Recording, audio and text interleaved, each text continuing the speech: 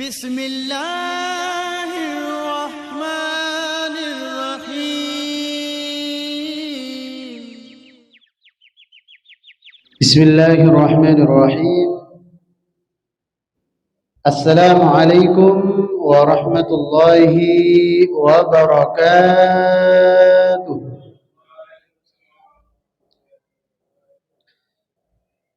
الحمد لله الذي بنعمته تتم الصالحات، والصلاة والسلام على سيد السادات وعلى آله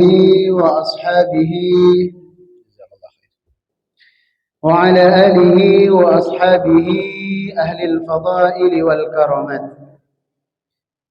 قالوا سبحانك لا علم لنا إلا ما علمتنا إنك أنت العليم الحكيم. رب اشرح لي صدري ويسر لي أمري واحلل عقدة من لساني يفقه قولي. اللهم انفعنا بما علمتنا وعلمنا ما ينفعنا وزدنا علما نافعا. أما بعد.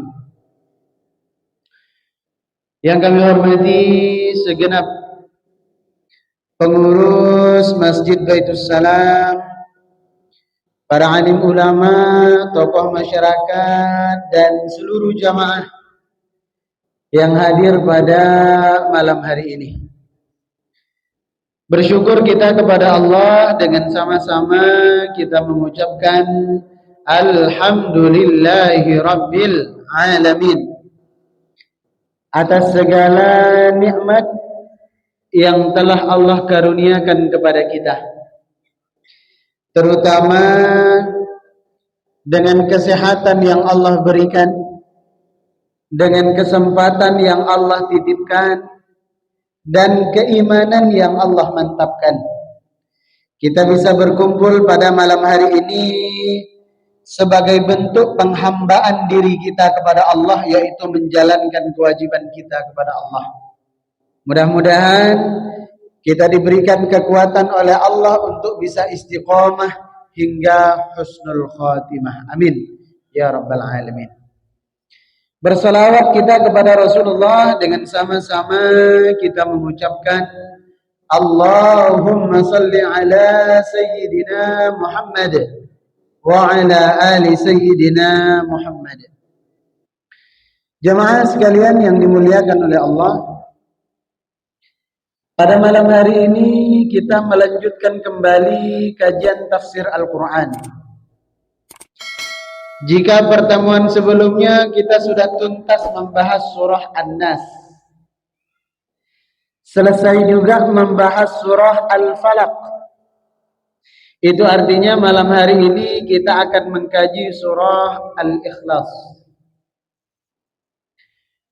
Penting untuk kita ketahui bersama-sama, karena banyak di antara kita yang menjadikan surah Al-Ikhlas ini surah favorit, surah langganan untuk kita baca di setiap sholat. Surat sejuta umat. Bahkan bukan hanya kita. Dulu sahabat Nabi juga memiliki kebiasaan yang sama, tapi nanti kita kaji. Kenapa penting untuk kita bahas surah Al-Ikhlas ini? Karena teramat sangat disayangkan ketika kita mampu membaca dengan begitu lancar, mampu membaca dengan begitu fasih, disertai irama yang indah, tapi kita tidak memahami makna ayat demi ayat dari surah Al-Ikhlas. Apalagi, jamaah sekalian, Al-Ikhlas itu sampai disebut oleh Rasulullah sebagai sulusul Quran, sepertiga isi dari Al-Quran, yang berjumlah 114 surah, berjumlah 30 juz, berjumlah 6.000 sekian ayat. Sepertiganya itu terangkum dalam surah Al-Ikhlas. Maka jangan sampai terjadi kita membaca di dalam sholat surat Al-Ikhlas padahal maknanya begitu dahsyat. Maknanya begitu luar biasa. Tapi pikiran kita berlari kemana-mana. Mikirin sendal, mikirin gajian, mikirin ibu-ibu jemuran, mikirin waduh segala macam. Padahal yang dibaca ayat yang sangat luar biasa. Maka rugi, sangat rugi. Baik, kita kaji surah Al-Ikhlas. Dari nama suratnya dulu. Ini cukup unik. Kenapa unik? Kalau An-Nas, Qul a'udzu birabbin nas, dinamai surah An-Nas karena di dalam ayat itu ada kata-kata An-Nas. Qul a'udzu birabbin nas. Maka kita sebut surah An-Nas. Sama surat Al-Falaq, kita sebut Al-Falaq karena di dalam surah itu ada kata-kata falak. Qul a'udzu birabbil falaq. Maka kita sebut surah Al-Falaq. Pertanyaannya adalah, kenapa surah ini disebut surah Al-Ikhlas padahal di dalamnya enggak ada kata-kata ikhlas? Qul huwallahu ahad, Allahus samad, lam yalid wa lam yulad wa lam yakul lahu kufuwan ahad. Ada kata-kata ikhlas atau tidak? Tidak ada. Maka ada dua makna dalam ayat ini. Pertama, bahwa ciri dari keikhlasan seseorang adalah ketika ikhlas itu enggak diucapkan. Semakin seseorang banyak mengucapkan keikhlasan, itu tanda bahwa dia tidak ikhlas. Saya kasih contoh. Jadi Pak, kemarin di Masjid Baitul Salam itu ada lelang tiang lantai 2. Bapak ada nyumbang nggak? Nyumbang. Berapa nyumbangnya? 1 juta misalnya. Ikhlas. Ya saya sih ikhlas ya meskipun itu tanda bahwa dia tidak ikhlas. Atau misalnya kita kepada orang lain, Ustaz, saya kemarin bantu pengemis di pinggir jalan. Di lampu merah saya kasih uang, begitu dikasih uang rupanya Ustaz dia pulang dibonceng pakai motor yang motornya lebih bagus dari motor saya. Saya sih ikhlas Ustaz, tapi kok berarti nggak ikhlas.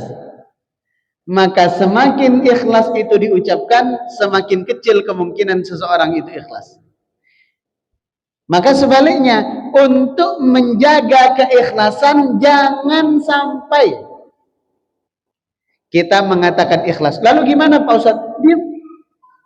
Jangan menceritakan amal kita atau keikhlasan kita kepada orang lain, karena itu tanda bahwa kita tidak ikhlas. Makanya di dalam surah Al-Ikhlas tidak ada kata-kata ikhlas. Mana kedua? Kenapa suratnya dinamai Al-Ikhlas padahal di dalamnya tidak ada kata-kata ikhlas? Dulu ada seorang sahabat yang dilaporkan kepada Nabi.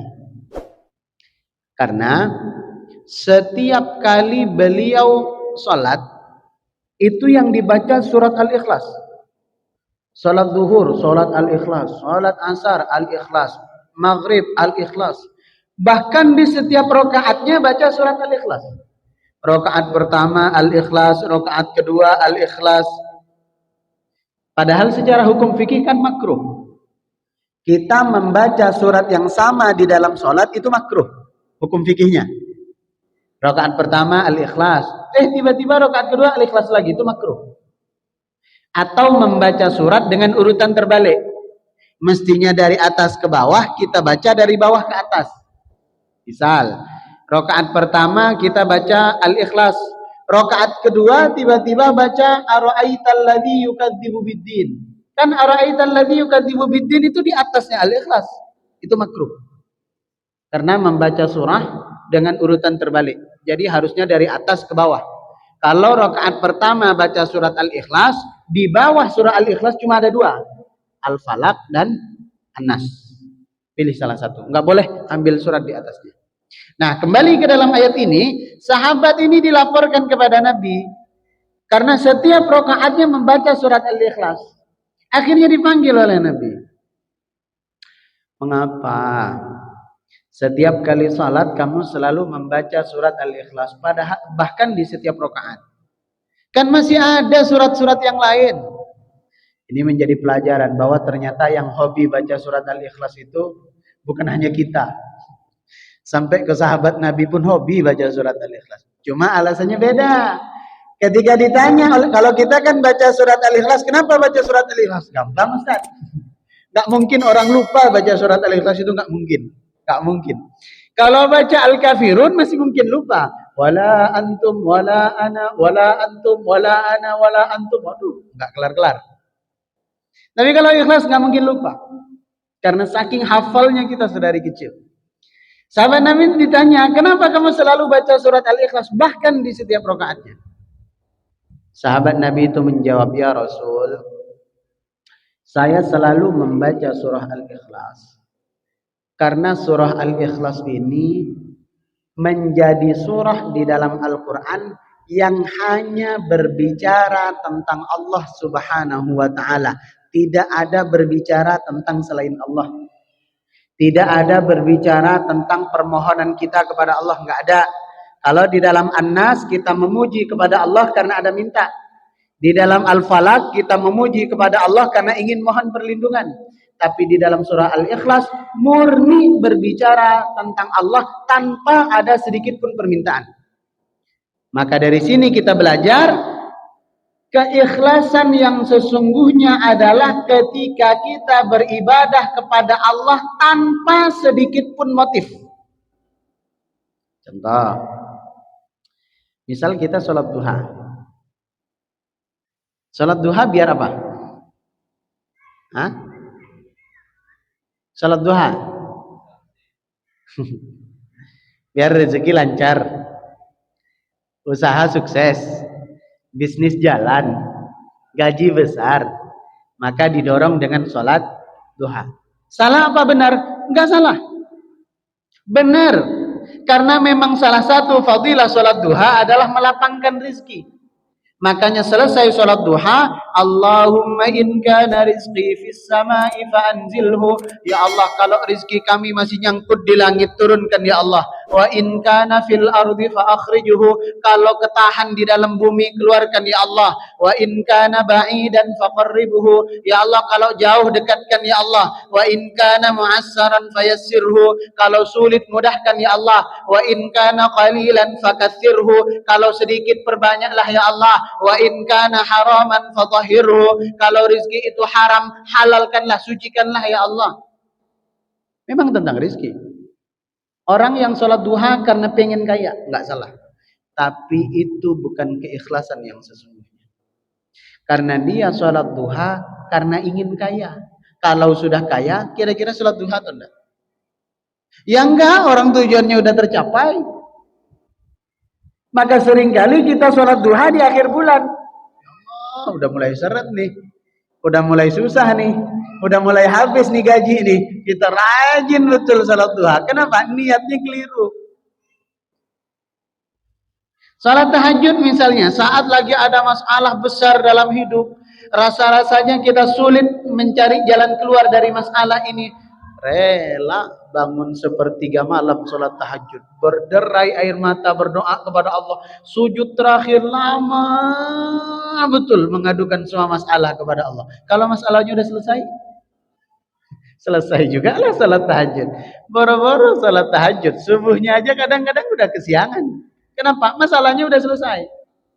Kenapa? Dari awal dia sudah tidak ikhlas. Ada motif lain selain karena Allah. Sama dengan kita sedekah. Boleh nggak Ustadz kalau sedekah ingin dapat balasan? Kalau sedekah 100.000 berarti balasannya di dalam Al-Quran ada 3. Bisa 700.000, bisa 7 juta, bisa dengan balasan yang tak terhingga. Tergantung niat kita. Boleh nggak Ustadz? Aduh, saya sedekah 100.000 lah, mudah-mudahan nanti dapat 700.000 paling tidak. Nggak salah. Karena memang itu dijanjikan di dalam Al-Quran. Tapi kalau itu yang menjadi tujuan dan niat kita, itu bukan ikhlas namanya. Kenapa? Karena nanti kalau kita sedekah 100.000, kok balasannya nggak kunjung kita dapat, kita kapok mau sedekah lagi. Karena nggak ikhlas. Aduh, payahlah sedekah 100.000. Kemarin keluar 100.000 belum balik modal lagi. Katanya janji di dalam Quran 700.000. Ini 100.000 pun tidak balik. Tekor bandar. Maka setiap masukin kota infak udah nggak 100.000 lagi, 2.000. Nggak balik, nggak apa-apa lah. Kalau 100.000 terlalu besar resikonya. Kenapa? Tidak ikhlas. Makanya sampai ada tokoh sufi pada waktu itu mengatakan dalam syairnya. Namanya Rabi'ah Al-Adawiyah. Beliau sampai mengatakan begini, ya Allah, kalau saya beribadah kepadamu hanya karena takut neraka, masukkan saya ke dalam neraka. Ya Allah, kalau saya beribadah kepadamu hanya karena menginginkan surga, jauhkan itu surga dari saya. Tapi kalau saya beribadah kepadamu ya Allah karena cinta tulus kepadamu, maka jangan engkau palingkan wajahmu dari wajahku ya Allah. Itu syairnya Rabi'ah Al-Adawiyah. Itu puncak dari keikhlasan kita dalam beribadah. Maka di dalam surat Al-Ikhlas itu murni dari ayat pertama sampai ayat terakhir memuji tentang Allah Subhanahu wa taala. Dan penting untuk kita ketahui karena Al-Ikhlas ini bicara soal akidah. Kalau soal fikih khilafiyah salah sedikit nggak ngaruh. Ustaz, sholat subuhnya kunut apa enggak kunut? Boleh dua-duanya. Mau kunut boleh, enggak kunut enggak masalah. Ustaz, ada keluarga meninggal tahlilan atau tidak? Tahlilan bagus enggak? Tahlilan enggak masalah. Ustaz, sebenarnya kita harus berjanggut atau tidak? Ada janggut, alhamdulillah. Enggak ada, enggak usah dipaksa. Itu soal khilafiyah. Tapi kalau soal akidah melenceng sedikit, maka konsekuensinya kafir. Melenceng sedikit, konsekuensinya kita murtad, keluar dari agama Islam. Dan akidah itu dijelaskan dalam surah Al-Ikhlas. Kita bahas dari ayat pertama. Bismillahirrahmanirrahim. Qul huwallahu ahad. Katakanlah wahai Muhammad, dialah Allah yang ahad, yang tunggal, yang esa. Tidak mungkin ayat itu turun, tiba-tiba Allah mengatakan, katakanlah wahai Muhammad, Allah itu satu, Allah itu esa, Allah itu tunggal. Tiba-tiba Allah nyuruh begitu tanpa ada sebab, nggak mungkin. Setiap ada ayat yang dibuka dengan kata qul, pasti ada peristiwa. Qul a'udzu birabbil falaq, qul a'udzu birabbin nas, ada peristiwa. Kenapa? Waktu itu Rasulullah disihir. Qul huwallahu ahad juga begitu, pasti ada peristiwa. Apa peristiwanya? Dulu orang-orang kafir Quraisy itu datang kepada Rasulullah. Penasaran. Ya Rasul Muhammad, Tuhan di dalam agama kamu itu yang seperti apa? Kok saya lihat cara ibadahnya beda? Saya perhatikan cara berdoanya tidak sama. Cara menyembahnya juga tidak serupa.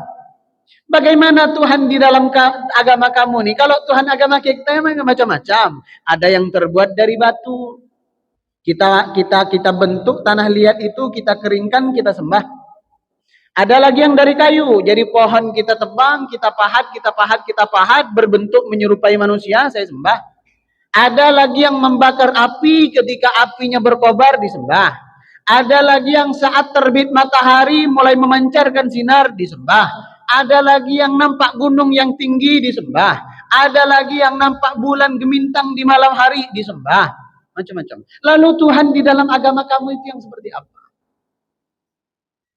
Nah, saat mereka bertanya demikian, maka turunlah surat Al-Ikhlas ini sebagai bentuk jawaban.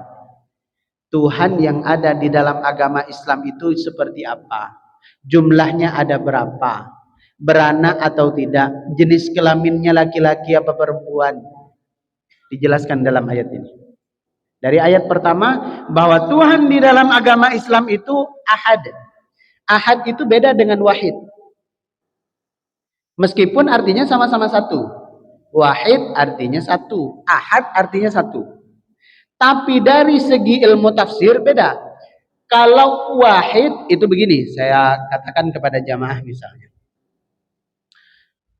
Kajian tafsir malam hari ini tidak satu jamaah yang datang.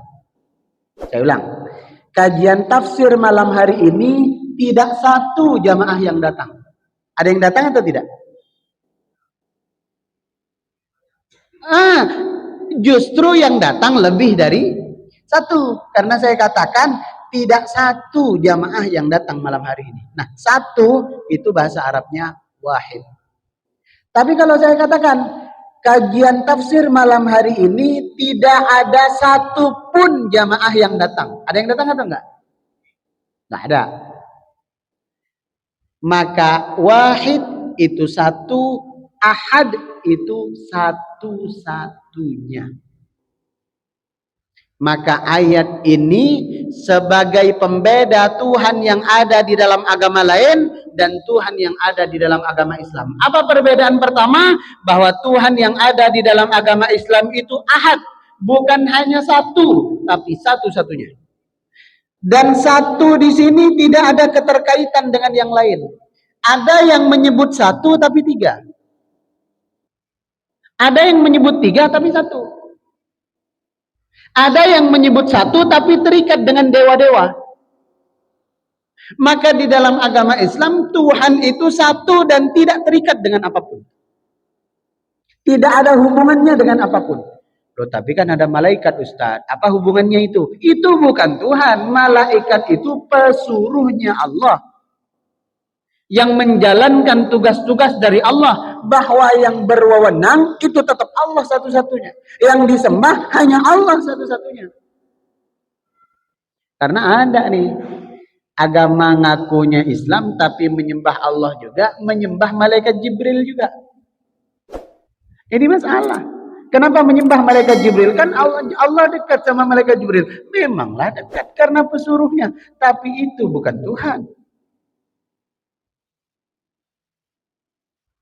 Ada yang menyebut malaikat Jibril itu di dalam Al-Quran disebut Ruhul Kudus. Roh Kudus. Disebut Jibril itu di dalam Al-Quran sebagai Roh Kudus. Itu juga bukan untuk disembah. Allah itu hanya satu. Kenapa Allah itu hanya satu? Saya kasih contoh. Ini untuk membuktikan bahwa agama Islam itu adalah agama yang paling masuk akal. Kenapa Allah itu satu? Jangankan Allah, jangankan Tuhan. Presiden saja lebih dari satu. Kacau nggak negara ini? Kacau. Pasti kacau negara karena pemimpin yang satu pengennya kebijakan A, pemimpin yang satu lagi kebijakannya B. Bentrok. Yang mana yang mau diaplikasikan? Yang mana yang mau dijadikan peraturan dan undang-undang? Nggak bisa. Nggak bisa. Maka awal kehancuran negara adalah ketika yang berkuasa lebih dari satu orang. Itu adalah negara jauh dari Indonesia, jauh. Berkuasa tapi lebih dari satu orang. Maka repot. Kebijakannya pasti berubah-berubah. Karena ada dua kepala. Jangankan presiden, jangankan gubernur, jangankan wali kota, jangankan camat, RT saja, cuman ada satu. Nggak boleh RT ada dua. Karena RT yang satu bilang kita goronya hari Sabtu ya, kita goronya hari Minggu aja. Kan hari libur tuh. RT satu lagi, nggak usah hari Senin, kan hari Senin juga tanggal merah. Bentrok. Terus warga mau ikut yang mana? Mau ikut goro hari Minggu karena hari libur, atau hari Senin karena tanggal merah, hari Natal? Nggak bisa. Yang memimpin itu hanya satu. Maka begitu Tuhan di dalam agama Islam, maka disebut di dalam Al-Quran, "Lau kana fihima alihatun illallah la fasadata." Kalau ada Tuhan selain Allah yang juga berkuasa, la fasadata. Semesta ini pasti hancur, pasti rusak karena setiap Tuhan memiliki kehendaknya yang berbeda-beda. Maka mesti satu. Kepala keluarga aja satu. Makmum boleh lebih satu, Pak. Ya, senyum-senyum. Ya kan kepala keluarganya hanya satu. Maka tidak boleh kepala keluarga lebih dari satu. Kalau makmum boleh lebih dari satu. Sama dengan salat. Imamnya hanya satu, makmumnya boleh banyak. Boleh banyak. Saya tiba-tiba dengar ceramah Ustadz beberapa hari yang lalu. Kalau ada laki-laki, dia kan kepala keluarga, imamnya memang harus satu, tapi makmum boleh lebih dari satu. Jadi kalau ada laki-laki menikahi 4 orang istri itu Superman. Kalau dia menikahi 3 istri itu gentleman. Kalau menikahi 2 istri itu real man. Kalau menikahi 1 istri cemen. Kalau belum menikah no comment. Ya. Nah, kembali ke dalam ayat ini bahwa memang begitulah hukum alamnya. Tidak mungkin penguasa itu 2, apalagi 3, mesti 1. Karena nanti kebijakannya akan berbeda antara satu dengan yang lain. Maka yang membedakan dijawab di dalam agama Islam melalui surah Al-Ikhlas ini, Qul huwallahu ahad. Tuhan di dalam agama Islam itu satu dan satu-satunya. Tidak terikat dengan apapun. Yang kedua, Allahus Samad. Dialah Allah As-Samad. Namanya Allah. Ingat, di dalam agama Islam Tuhannya namanya Allah. Tapi bukan hanya Allah saja. Karena agama lain juga punya Tuhan namanya Allah juga. Meskipun cara penyebutannya beda. Tapi Allah juga. Makanya di dalam Al-Quran disinggung orang-orang kafir dulu menyebut Tuhannya juga Allah. Walain sa'altahum man khalaqas samawati wal arda la yaqulunna Allah. Dan apabila kamu bertanya kepada mereka siapa yang menciptakan langit dan bumi, la yaqulunna Allah. Mereka pasti menjawab Allah. Tapi Allah di dalam agama Islam dengan Allah yang mereka pahami beda. Pertama, satu dan satu-satunya. Yang kedua, Allahus Samad. Apa makna Samad? Ini penting baca Al-Quran pakai tajwid, Pak. Kalau nggak pakai tajwid maknanya jauh. Kalau pakai dal harus memantul. Allahus Samad. Nggak boleh nggak memantul. Kalau nggak memantul, Allahus Samad. Kalau tidak memantul itu bukan dal, tak. Allahus Samad. Tapi kalau memantul dal, Allahus Samad. Apa bedanya? Kalau memantul Allahus Samad. Samad itu artinya Allah sebagai tempat bergantung. Meminta pertolongan. Itu Samad. Tapi kalau pakai ta, Allahus Samad. Samad itu artinya bisu. Berarti kalau kita baca Qul huwallahu ahad, enggak memantul loh. Allahus Samad, berarti Allah yang maha bisu. Na'udzubillah. Hanya karena salah dalam membacanya. Samad, Allah sebagai tempat bergantung. Nah, ini disinggung di dalam Al-Quran. Kenapa disebut pertama bahwa Allah itu esa? Karena untuk membantah orang-orang yang berkeyakinan bahwa Tuhan itu banyak. Ayat yang kedua, kenapa disinggung bahwa Allah itu tempat bergantung? Karena logikanya begini, Pak. Contoh nih, kita datang ke dukun. Saya mau bikin usaha, buka toko misalnya. Biar tokonya rame, usaha saya sukses, saya kaya, penghasilan saya bertambah, akhirnya saya datang ke dukun.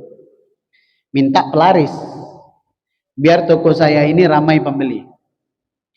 Rata-rata dukunnya kaya apa miskin? Ini rumah orang yang buka toko ini rumahnya bertingkat ya. Orang udah buka ruko pasti rumahnya kan udah bagus nih. Dia datang ke dukun minta pelaris. Dukunnya kaya apa miskin? Itu kan gak masuk di akal. Kok bisa orang kaya minta pelaris kepada orang miskin? Itu aneh. Maka begitu juga dulu yang dilakukan oleh Nabi Ibrahim. Ketika Nabi Ibrahim masuk ke tempat ibadah orang-orang kafir, dihancurkan semua berhala, disisakan satu saja. berhala yang kecil dihancurkan semua, disisakan yang besar. Keesokan harinya Nabi Ibrahim dipanggil, hei Ibrahim, kamu ya yang menghancurkan berhala-berhala kami ini. Kamu ya yang menghancurkan Tuhan-Tuhan kami ini. Kata Nabi Ibrahim, qala bal fa'ala. Loh, bukan saya. Kabiruhum hadha. Itu kan sisa yang gede, yang lain kan hancur, sisa satu. Tanya ke dia. Dia sendiri kok yang gak hancur. Dan kapaknya ada di leher dia. Coba kamu tanya ke dia. Apa jawab mereka? Spontan mereka mengatakan, bagaimana kami mau bertanya kepada sesuatu yang gak mampu bicara? Maka diskakmat oleh Nabi Ibrahim, kalau dia bicara saja gak bisa, kenapa kamu sembah? Kalau dia menolong dirinya sendiri ketika dihancurkan saja dia gak melawan, kenapa kamu sembah? Bukankah dirimu itu lebih kuat daripada patung yang kamu sembah itu? Begitu kata Nabi Ibrahim. Maka itu juga yang diajarkan oleh Rasulullah kepada kita. Kalau mau bergantung, berdoa, memohon, meminta bantuan, mesti kepada yang lebih kuat dibanding kita. Jangan datang ke klinik kecantikan sementara pegawainya nggak cantik. Itu kan bertentangan ya. Ada orang, ini jerawatan nih mukanya. Datang ke klinik perawatan muka, yang jaga jerawatan. Kan kita jadi bingung. Dia aja jerawatan, masa mau nyembuhin jerawat saya? Logikanya begitu. Logikanya begitu. Maka di dalam ayat ini disinggung. Kenapa kita memohon perlindungan, pertolongan, bergantung semuanya kepada Allah? Karena Allah itu, innallaha ala kulli syai'in qadir. Allah maha kuasa atas segala sesuatu. Tidak ada satupun yang kekuasaannya melebihi kekuasaan Allah subhanahu wa ta'ala. Bahkan Allah bisa menjadikan sesuatu yang tidak mungkin menjadi mungkin karena kuasanya. Orang kalau dibakar mestinya hangus kepanasan, tapi Nabi Ibrahim kedinginan. Kenapa? Allah berkuasa. Semestinya kalau orang mau melewati lautan harus menggunakan kapal, setidaknya harus berenang dalam jangka waktu yang lama, tapi Allah berkuasa membelah lautan. Nah, mestinya kalau orang tidak bisa baca dan tidak bisa nulis, itu mestinya orang bodoh. Tapi Rasulullah tidak bisa baca dan tidak bisa nulis, justru menjadi orang terpintar pertama di jagat raya. Orang yang paling berpengaruh di muka bumi. Yang menulis bukan orang Islam. Yang penulis orang kafir. Namanya Michael H. Hart. Dia menulis 100 orang paling berpengaruh di muka bumi. Nomor pertama adalah Nabi Muhammad sallallahu alaihi wasallam. Gak bisa baca, gak bisa tulis. Kenapa? Allah berkuasa. Maka jangan meminta tolong kepada sesuatu yang lebih lemah dibanding kita. Ini kadang-kadang minta tolong, kita ada acara. Karena Batam lagi musim hujan, nanti kalau pas acara hujan turun, maka sepi ini nanti tamu. Akhirnya minta tolong pawang. Pawangnya aja jemuran di rumah belum keangkat, udah kena hujan. Nah, istrinya baru ngomel-ngomel itu di rumah, gara-gara baru jemur baju udah turun hujan. Kita pula yang mengundang ke tempat kita, membawa dupa, membakar apa segala macam, jampi-jampi ditiup, turun juga hujan. Maka jangan bodoh, jangan meminta tolong kepada orang yang sama-sama lemah dengan kita. Mending kalau minta sama pawang, lebih parahnya lagi. Konon Ustadz, kata petua emak di kampung dulu, kalau lagi musim hujan kita mau acara, lempar kolor ke atas genteng. Ini malah percaya ke kolor. Itu lebih parah lagi. Kok bisa? Apa hubungannya kolor dengan hujan? Kolor aja diangkat supaya nggak kena hujan. Ini bisa pula kolor dilempar ke atas genteng bisa nahan hujan. Maka Allahus namanya. Lanjut. Lam yalid wa lam yulad. Lam yalid, Allah itu tidak beranak. Allah itu tidak melahirkan. Walam yulad, dan Allah itu tidak dilahirkan. Allah tidak melahirkan dan tidak dilahirkan. Kenapa? Karena ada sejak zaman Rasulullah itu ada orang-orang kafir yang meyakini bahwa Allah itu beranak. Kalau misalnya Allah itu beranak, melahirkan, pertanyaannya, berarti Allah laki-laki apa perempuan? Menjadi masalah. Kalau Allahnya laki-laki, terus istrinya siapa? Atau kalau Allah yang melahirkan berarti Allah wanita, terus suaminya siapa? Kalau Allah itu istri, lebih kuasa mana suami sama istri? Berarti kalau begitu ada yang lebih kuasa dari Allah, karena Allahnya perempuan dan suami yang perempuan laki-laki, berarti kan lebih kuasa dari Allah. Jadi bingung. Maka agama Islam membantah Allah itu tidak melahirkan, karena tanda seseorang itu melahirkan itu menunjukkan kelemahan dan kebutuhannya kepada orang lain. Dan juga tidak dilahirkan, apalagi dilahirkan. Misalnya ada orang tua melahirkan anak, mana yang lebih hebat, anaknya atau orang tuanya? Ada orang tua melahirkan anak, yang lebih hebat anaknya atau orang tuanya? Ya mesti orang tuanya. Mesti orang tuanya, bukan anaknya, karena orang tua yang lebih dulu ada dibanding anak. Itulah mengapa kalau misalnya Nabi Isa itu mau dijadikan Tuhan, sebenarnya yang lebih hebat bukan Nabi Isa, tapi Siti Maryam. Karena ibunya. Kalau misalnya Nabi Isa dijadikan Tuhan hanya karena lahir tanpa ayah, semestinya lebih hebat Nabi Adam karena lahir tanpa ayah dan tanpa ibu. Tidak bermaksud menyinggung agama manapun. Ini berbicara tentang fakta yang dikemukakan di dalam Al-Quran. Lam yalid wa lam yulad. Maka di penghujung ayat, wa lam yakul lahu kufuwan ahad. Allah itu tidak serupa dengan makhluk. Maka jamaah, ini mulai banyak nih pemahaman nih. Bahkan kadang-kadang menjadi tradisi kita di Indonesia. Misalnya kita ngumpul-ngumpul, udahlah Pak, kita serahkan saja sama yang di atas. Emang yang di atas siapa? Genteng? Plafon? Siapa yang di atas? Allah. Kalau kita Allah sebut ada di atas, berarti Allah butuh tempat. Nah, gimana tuh? Maka nggak bisa kita menyamakan Allah dengan makhluk, nggak bisa. Apalagi dalam mengartikan ayat-ayat di dalam Al-Quran. Ar-Rahmanu 'alal 'arsy istawa, bahwa Allah itu bersemayam. Bersemayam itu kan duduk. Allah itu duduk di atas arsy. Jangan kita pikir duduk kayak mana duduknya. Terus kalau duduk, tempat duduknya itu kayak mana? Sofa atau lesehan atau gimana?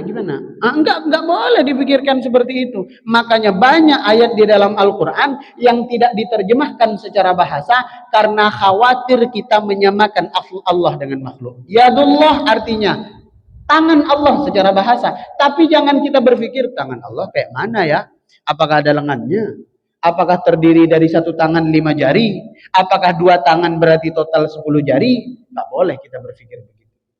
Karena Allah tidak pernah sama dengan makhluk. Maka yadullah tidak diartikan tangan Allah, melainkan diartikan kekuasaan Allah. Wallahu a'lam bissawab. Baik jemaah, sebelum kita tutup sembari menunggu waktu Isya, barangkali ada tanya jawab sesuai dengan tema boleh, di luar dari tema juga boleh. Silakan jemaah.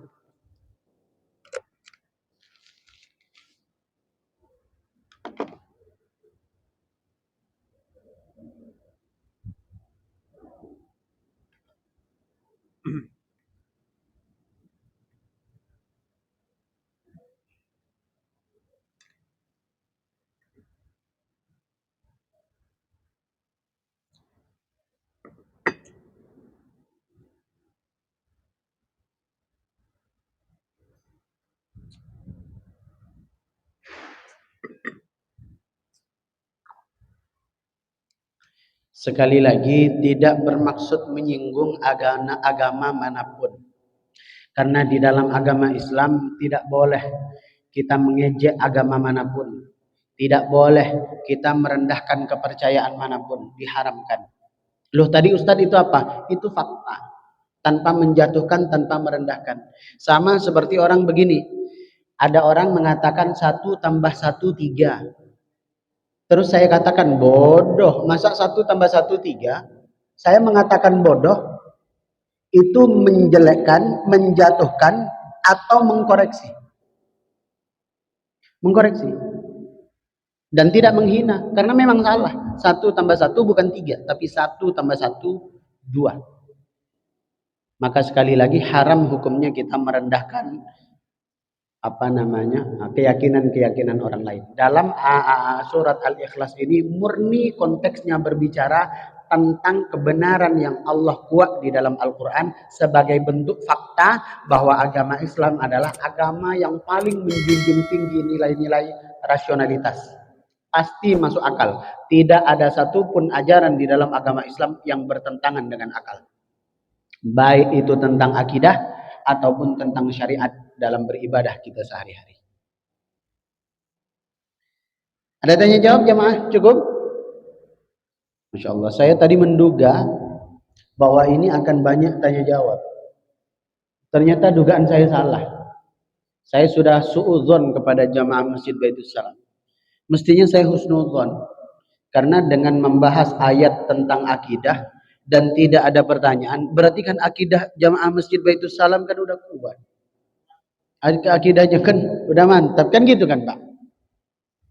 Baik, kalau sudah tidak ada, alhamdulillah tidak ada, kita tutup dengan doa kafaratul majlis. Subhanakallahumma wa bihamdika asyhadu an la ilaha illa anta astaghfiruka wa atubu ilaik. Kurang dan lebih mohon maaf. Assalamualaikum warahmatullahi wabarakatuh. Sadaqallahul azim.